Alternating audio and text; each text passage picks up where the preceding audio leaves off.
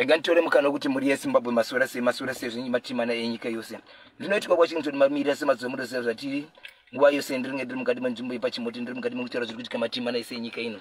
Regai ndipe muri yeZimbabwe ndichiti masora se matimana ose amuri ikoko.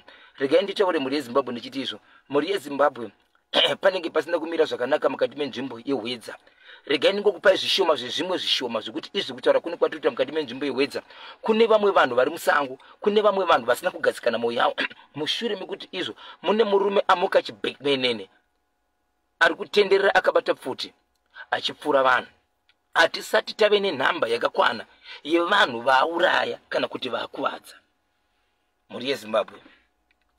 Vanhu vari kuchema, vanhu vari kushevedzera kuti hatizivi kuti patiri kufamba apa tinogona kusangana naye here kana kuti kwete. So zvinongovhundutsa, zvinongotyisa muri yeZimbabwe kuti kana wazvinzwa kuti ndo zviri kuitika munhu wase usingamuzivi,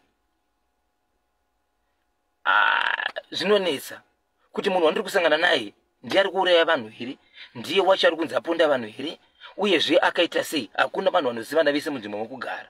Saka izvezvi kutaura kuno kwatiri kuita, vamwe vanhu vari musango, vamwe vanhu vari kuchema, vamwe vanhu vaurawa mukati menzvimbo yeHwedza. So takamirira kunzwa zvakakwana kuti ko zvinozvi zvapapi. Mamwe mazita atori mazita epamusoro, mamwe mazita atori anoremekedzwa sikuda kwazviri kuita. But iko zvinozvi muri yeZimbabwe handisati ndakupai zvakakwana, ndichazokupai zvakakwana ndichinge tapedza nyaya iyi. But zvinhu zvandiri kutaura izvo zviri kuitika mukati menzvimbo yeHwedza tisingazivi kuti kana kuri kuti ndizvo mweya rudzi unenge wabata, unenge wapinda pamunhu. Muri yeZimbabwe vagari vari kuHwedza vari kundiona nekundinzwa, ngatifambedzei pamwe chete tichinzwa kuti zvapapi, chichiri kuitika, zvambomira sei. Nyaya ndiri kutaura iyi inyaya yepaHwedza. Zvimwe zvezvimwe muri yeZimbabwe zvandinoda kureva pano inyaya yandoda kutaura yekuti izvo chishamiso chaitika mukati menzvimbo inoshevedzerwa kuti iyo rushinga, chokuti nyoka inopinda muclassroom munodzidzira vana vechikoro pahigh school kuruma mwana ari form 6 kusvika pakufa, kurumira mwana muklasi muri yeZimbabwe. Mwana wemunhu anoremekedzeka, mwana wemubatsiri wenyika. Kutaura kuno kwatitaura rutori rufu ruri panzvimbo rwemwana akarumwa nenyoka achirumirwa muclassroom. Vanhu havasi kutoziva kuti chii. Inyoka yaMwari here? Inyoka yabva musango here? Yapinda sei muklasi? Muklasi muri yeZimbabwe mune simende. Vamwe vanoshevedzera sokunzwa kwandino kuti handizivi hangu. Vamwe vanoshevedzera vachiti nyoka haifambi munzvimbo makadaro, yeye yazoita sei. But nhasi yaruma mwana mukati menzvimbo yerushinga. Form 6 mwana atuve kumberi amirira kusunungura nyika, ane zvidzidzo zvake kana kuti kusimudzira nyika. Amirira kusimudzira nyika nechimwe chikamu chaanenge achimhanya nacho, achibvisawo nyika mune dzimwe nhamo nematambudziko dziani zvaanenge achigonawo.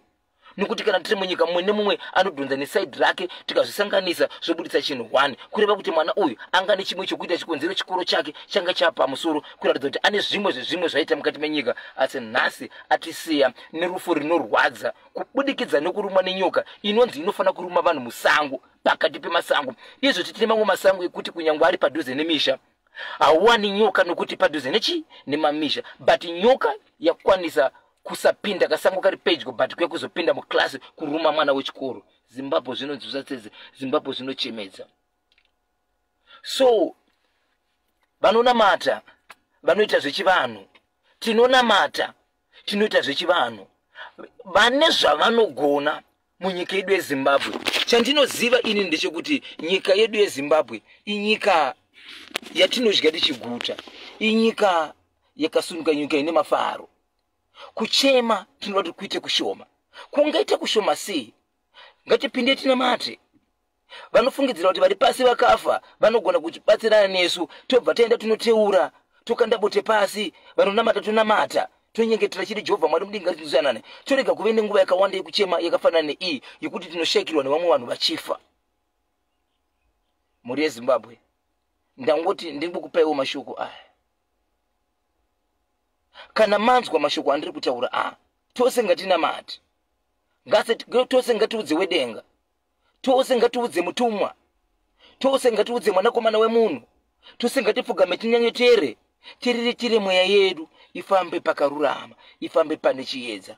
Nezita raJesu ndinoti neandataura tatenda.